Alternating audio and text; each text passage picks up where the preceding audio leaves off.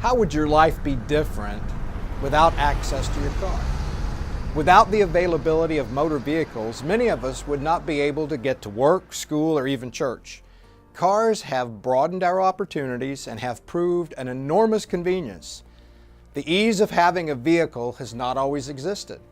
In 1769, a Frenchman named Nicolas Joseph Cugnot built the first horseless carriage. It was a huge three-wheeled steam-powered carriage that maxed out at a speed of 1 kilometer an hour. The horseless carriage was very expensive, noisy, and slower than any horse. During his time, most people did not see the benefit of Cugnot's invention. However, that steam-powered engine sparked a revolution. We need to remember the power of vision, that it is okay to start small with an idea that seems insignificant and a bit clumsy at the outset. From an embryonic vision, a great revolution may be birthed. Proverbs is a book of wisdom written primarily by King Solomon under the inspiration of the Holy Spirit. In Proverbs 29, verse 18, we read, "Where there is no vision, the people cast off restraint."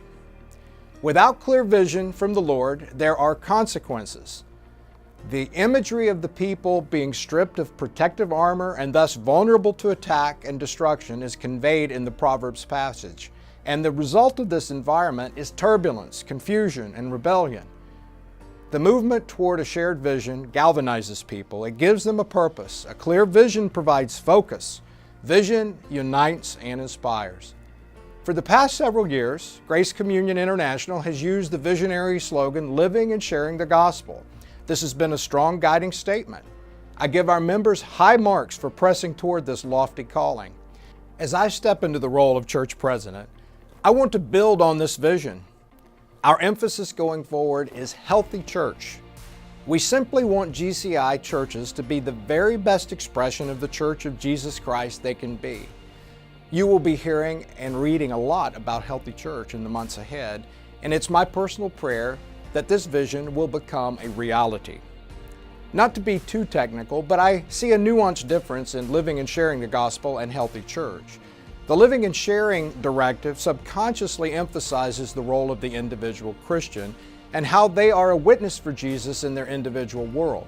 Healthy church, on the other hand, intimates that we do this together as a corporate body of believers, working in groups with the synergy of engaging our communities in meaningful ways.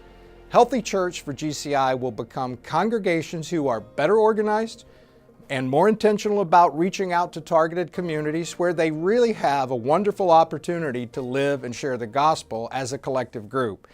And it's my desire to see this vision for our 900 churches around the globe. In a decade's time, what will our movement toward healthy church become? Perhaps like in Cugnot's time, we may be starting a revolution. I'm Greg Williams, speaking of life. Thanks for watching this episode of Speaking of Life. We hope you enjoyed it. We'd love to connect with you. Here are a couple of ways. Subscribe to our newsletter, GCI Update, and like us on Facebook. And if you'd like more resources from GCI, check out our website. Thanks again for watching. See you next week.